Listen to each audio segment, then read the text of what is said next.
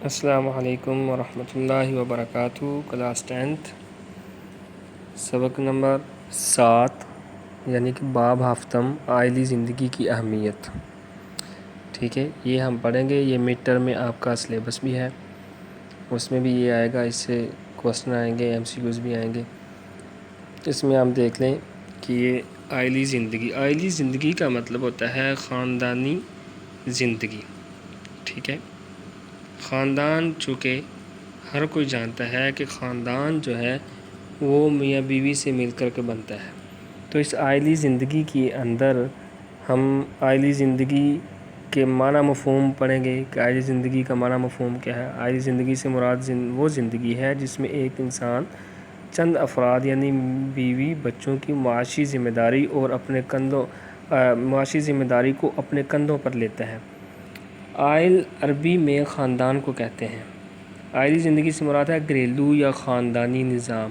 ٹھیک ہے، انگریزی میں اسے فیملی لائف بھی کہا جاتا ہے۔ اردو میں اس کے لیے موزوں لفظ خاندان بولا جاتا ہے، کنبہ یا گھرانہ۔ عائل کی جمع عیال آتی ہے جو پورے خاندان کے لیے استعمال ہوتا ہے۔ اب دیکھیں عائلی زندگی کا معنی مفہوم کے بعد ہم دیکھیں گے عائلی زندگی کی اہمیت۔ ٹھیک ہے، انسان پیدائش سے لے کر موت تک ساری زندگی اپنے خاندان میں گزارتا ہے۔ خاندان کے افراد مختلف رشتوں کی بنا پر ایک دوسرے سے منسلک ہوتے ہیں۔ انسانی تہذیب اور تمدن کی ابتدا بھی خاندانی نظام سے ہوئی، گویا خاندان معاشرے کا بنیادی جز اور اکائی ہے۔ معاشرہ، تمدن اور خاندان ایک دوسرے کو متاثر کرتے ہیں۔ اگر معاشرہ اسلامی طرز زندگی پر گامزن ہوگا تو خاندان پر اس کا بہت گہرا اثر ہوگا۔ اسلام نے زوجین یعنی کہ بیوی اور شوہر کو خاندان کے دو اہم ستون قرار دیا ہے۔ اللہ رب العزت نے قرآن میں ارشاد فرمایا ہے، اِنَّا خَلَقْنَاكُم مِّن ذَكَرٍ وَأُنثىٰ وَجَعَلْنَاكُمْ شُعُوبًا وَقَبَائِلَ لِتَعَارَفُوا إِنَّ أَكْرَمَكُمْ عِندَ اللَّهِ أَتْقَاكُمْ۔ ٹھیک ہے، ایک دوسری آیت یہ جو آپ کو نظر آ رہی ہے اوپر، هُوَ الَّذِي خَلَقَكُم مِّن نَّفْسٍ وَاحِدَةٍ وَجَعَلَ مِنْهَا زَوْجَهَا لِيَسْكُنَ إِلَيْهَا۔ ٹھیک ہے، وہی اللہ ہے جس نے تمہیں ایک جان سے پیدا کیا اور اسی نے اس کا جوڑا بنایا تاکہ وہ اس سے سکون حاصل کریں۔ ٹھیک ہے، پھر آگے ہم دیکھیں گے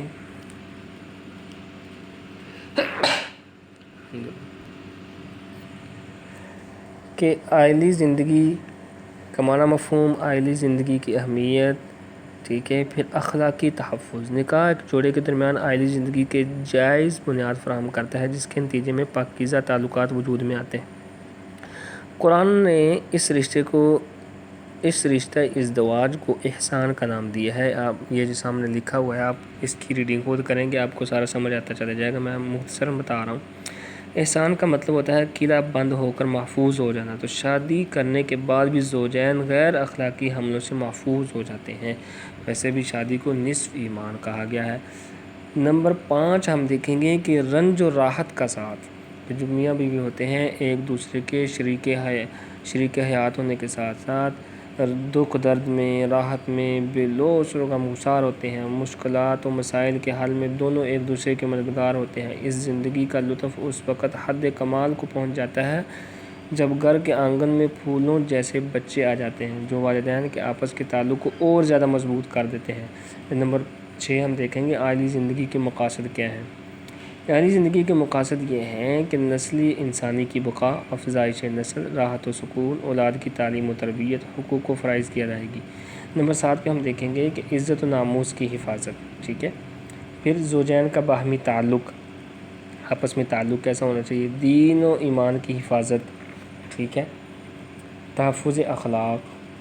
ٹھیک ہے، پھر بیوی کے حقوق، شوہر کے فرائض۔ جو بیوی کے حقوق ہوں گے وہ شوہر کے فرائض ہوں گے، جو شوہر کے حقوق ہوں گے وہ بیوی کے فرائض ہوں گے۔ یہ بڑی اہم چیز ہے کہ ہم نے دیکھنا ہے کہ ہمارے فرائض کیا ہیں اور ہمارے حقوق کیا ہیں۔ جب ہم اپنے فرائض کو پورا کریں گے، ہر کوئی اپنے فرائض کو پورا کرے گا تو دوسرے کو حقوق ادا ہوتے چلے جائیں گے۔ یہ حقوق اور فرائض آپس میں جڑے ہوئے ہیں۔ ہمارے ساتھ یہ مسئلہ ہے کہ ہم اپنے حقوق کو تو دیکھتے ہیں، اپنے فرائض کو ہم دیکھتے ہی نہیں۔ جب ہم اپنے فرائض کو ٹھیک طریقے سے ادا کریں گے تو دوسروں کے حقوق ادا ہوتے چلے جائیں گے۔ اس کے بعد ہم دیکھیں گے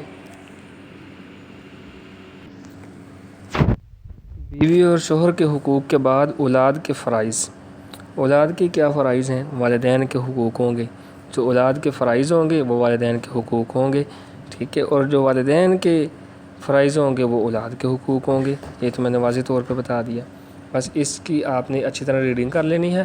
ریڈنگ کرنے کے بعد سارا سمجھ آ جائے گا۔ میں آپ کو اس کے شارٹ کوسچن نشان لگوا دیتا ہوں۔ والسلام علیکم ورحمۃ اللہ وبرکاتہ۔